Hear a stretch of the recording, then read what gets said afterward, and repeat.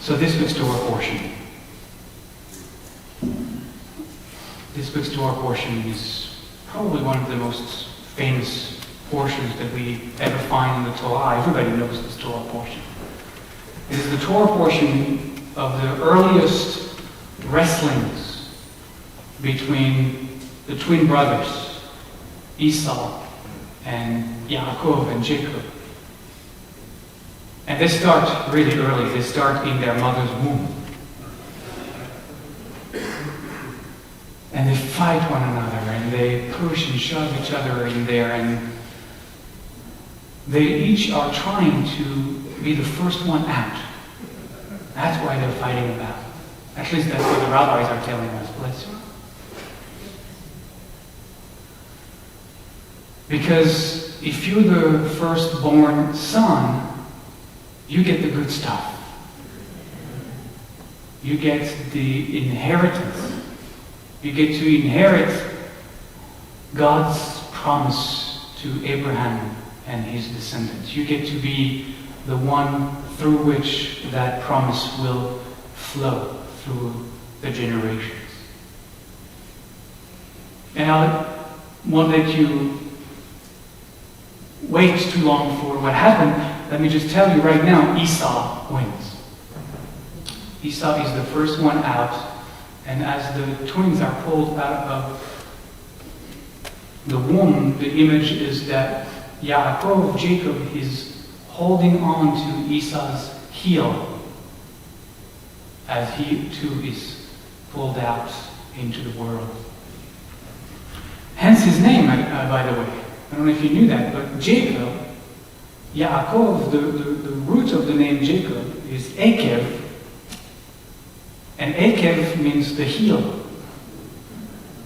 So Yaakov, through his name, gets to relive, moment to moment, his greatest failure.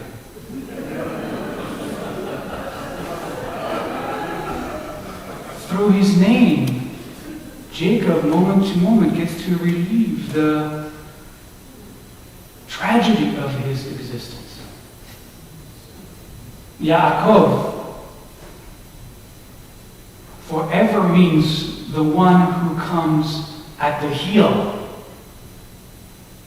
the one that comes later, after, the one that is always behind. Yaakov means the one who is always second string.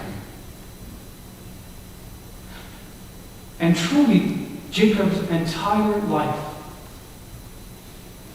is to break free from the curse of his name. Jacob's entire journey is a journey through a major crisis of identity, to break the spell that keeps him second fiddle always. And to carve for himself a new name, a new destiny, a new identity.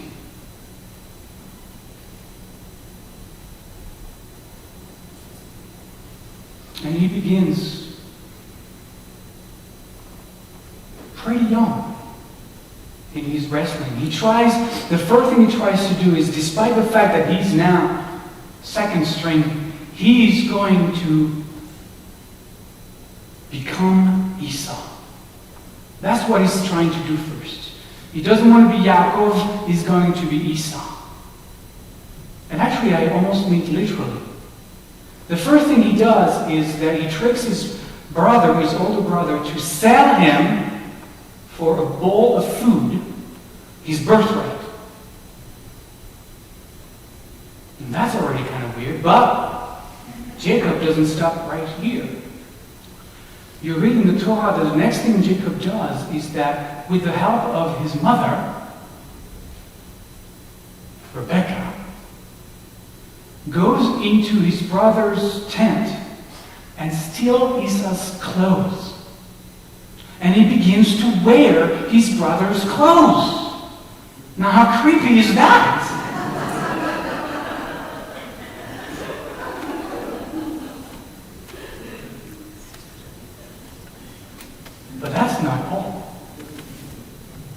Step 3, Jacob realizes that, he's the smooth-skinned, tent-dwelling mama's boy. And his brother is everything but. Esau is the red-haired, hairy, smelly, hunter, field-dwelling, stinky guy. Kind of a brute. So he has to do something to become him. And still, with the help of his mother, they together devise this, I don't know how you call it, but he wraps around himself, around his body, cut out patches of sheep skin, so that it would not only appear on his hands, his arms, and everywhere, to be hairy, but he'd also be stinky. It would smell like dead sheepskin with hair on top. I imagine him walking around the camp covered with sheepskin and his clothes on top of it.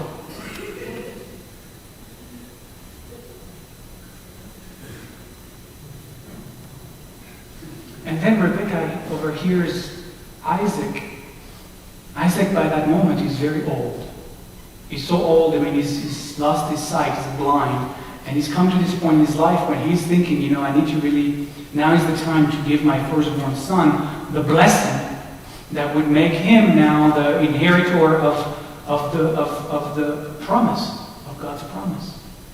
And Rebekah overhears that, and as she sees Jacob's metamorphosis almost complete, she pushes him in front of his father so that he could steal the blessing from Esau.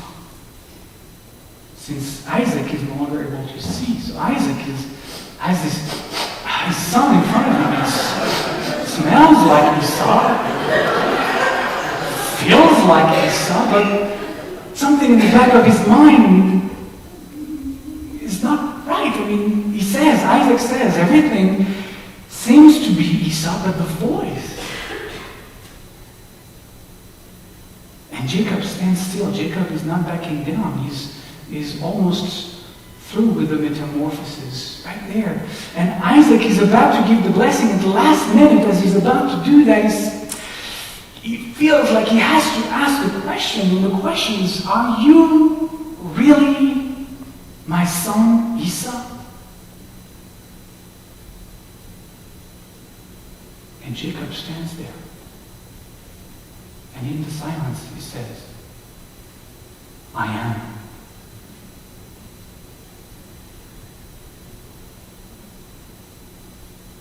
Now, I don't know. I'm not a therapist. But there's got to be some kind of disorder thing attached to Jacob's behavior here. A number. I'm here. And I'm going to let you figure that out for yourself. It felt to me a little bit reminiscent of the Silence of the Lamb.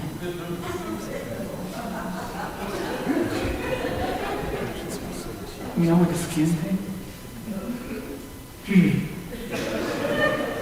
But the story continues, obviously. Because there can't be two Esau in the camp. That's just not possible. I don't know if you've seen the movie Back to the Future.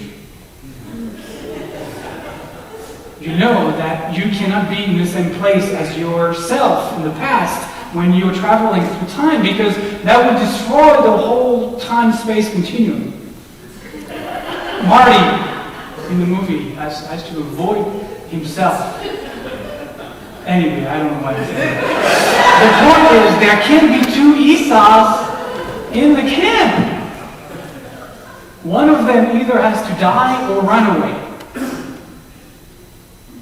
And Jacob, with all his Machiavellian transformation, Golem-like transformation, knows very well that though he looks like his brother, he doesn't have either the strength, the force, the rage, the anger, the fury that is about to be unleashed upon him. So instead of letting himself be killed by his now identical twin brother,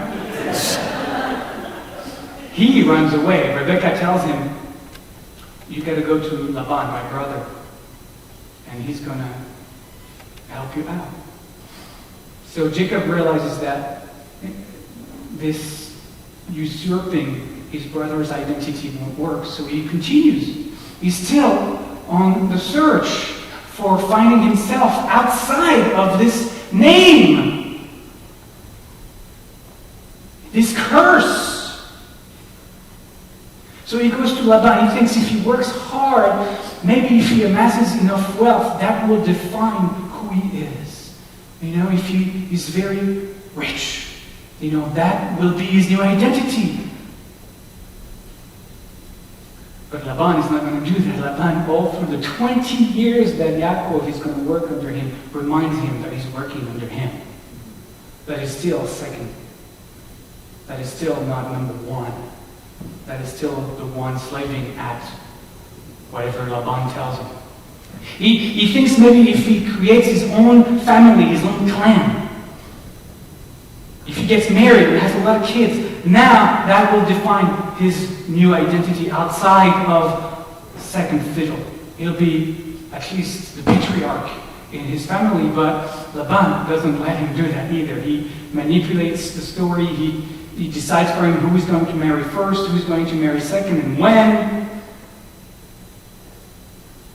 Jacob, time and time again, is unable to recreate himself outside of this Jacob name. And after 20 years, once again, he flees, he leaves. Maybe he thinks if he strikes on his own, now then he'll have a chance. And you know what happens? In the middle of this inner turmoil, Jacob finds himself wrestling through the dark night of the soul, in the middle of nowhere.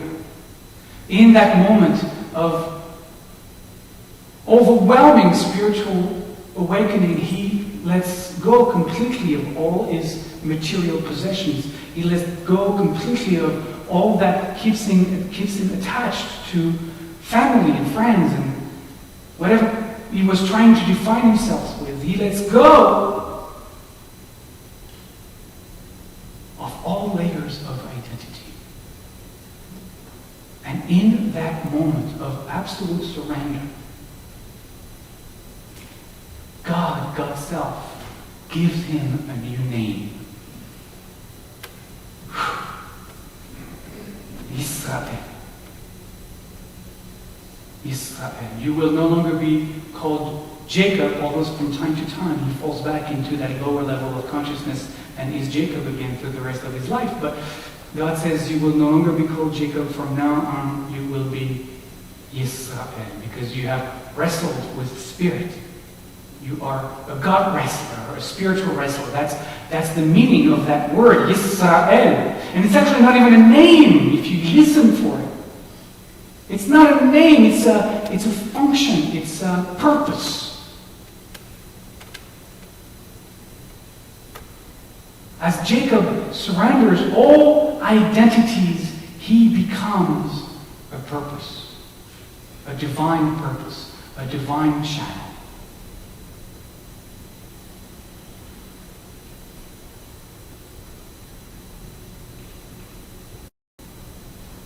So we're going to have to be very careful how we name our kids.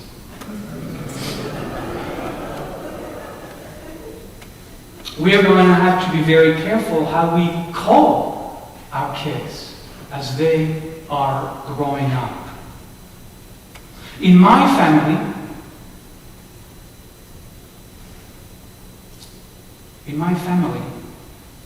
my younger brother, Cedric, went through the same kind of ordeal that Jacob went through in his youth and through most of his life.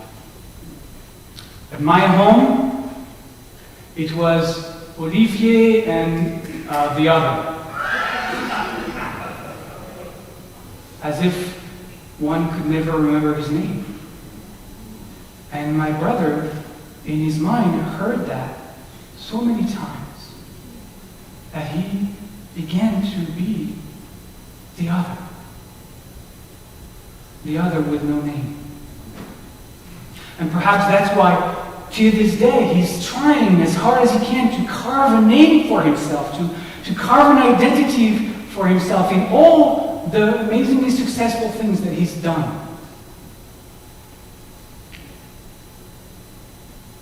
Perhaps that's also why he's left the house of his father for the last 20 plus years. But we do that to each other, don't we? We give each other little nicknames, not just to our kids, but to one another, you know. We think it's cute and it's friendly, you know, it's funny. We pick up on some of the unique character traits of one another, and then we coin these little nicknames for one another, you know, like Lazy Bob. Hey, Lazy Bob. How are you doing today, Lazy Bob? Right? I mean, we're so convinced we're being funny, we're being sweet, it's a nice thing, it's between us. But what do you think Bob is here?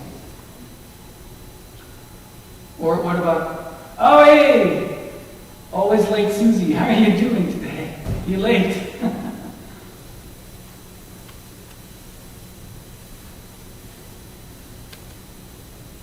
And we do that to ourselves.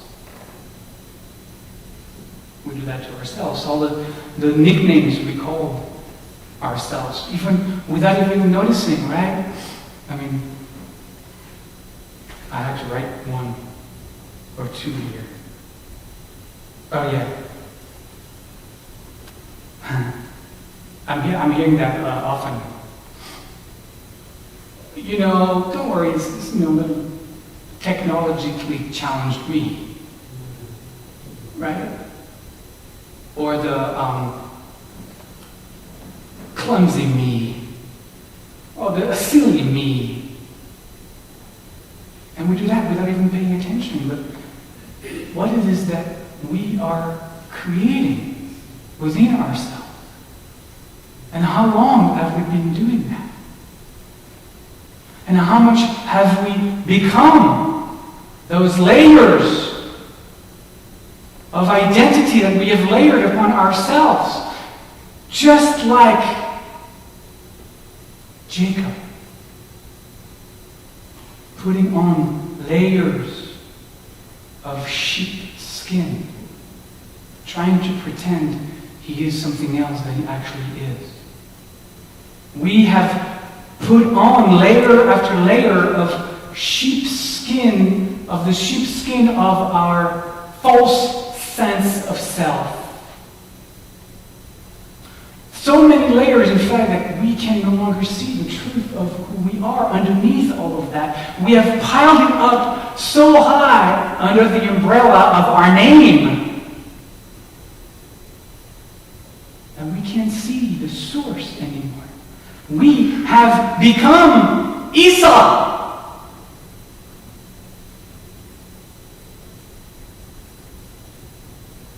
So there is one way, and probably other ways, but there's one way that I can think of breaking free of that pattern. Obviously, the first one is awareness that we're doing it, that we're doing it to ourselves, and then we're doing it to each other. The other is through practice. And the practice is that we stop saying anything else, adding anything more after we've said, I am.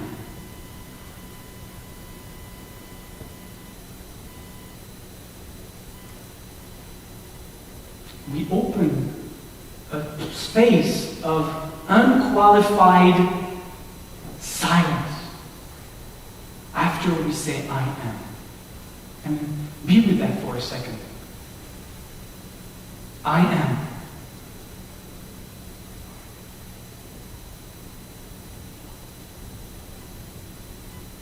We need nothing after that.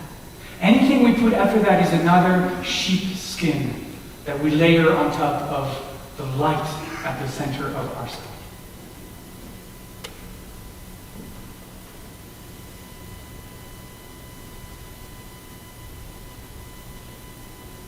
And as we practice,